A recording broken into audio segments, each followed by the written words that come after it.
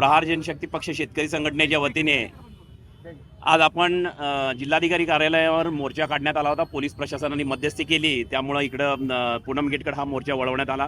आमचे वेळोवेळी मागण्या आहेत। 28 वर्ष झालं लक्ष्मी विष्णू कामगारांना घरं नाहीत, त्यांच्या हक्काची घरं मिळली पाहिजेत।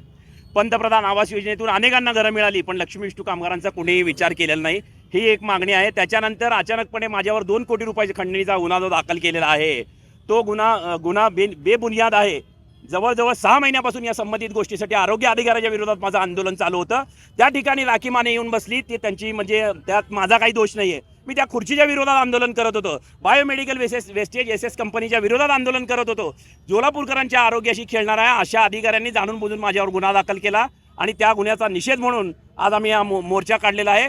तिसरी जी मागणी आहे आमची, मुस्लिम आणि मराठा समाजाला आरक्षण हे कायमस्वरूपी मिळाले पाहिजे। 5% आरक्षण मुस्लिमांना मंजूर केलेलं आहे, पण त्याची म्हणजे हे अजून हे केलेलं नाहीये, ते मिळणं फार गरजेचं आहे। मराठा समाजाला सुद्धा आरक्षण मिळणं गरजेचं आहे, जेणेकरून या सर्व मागण्याच्या सहित आज आम्ही जिल्हाधिकारी कार्यालयावर मोर्चा काढलेला होता।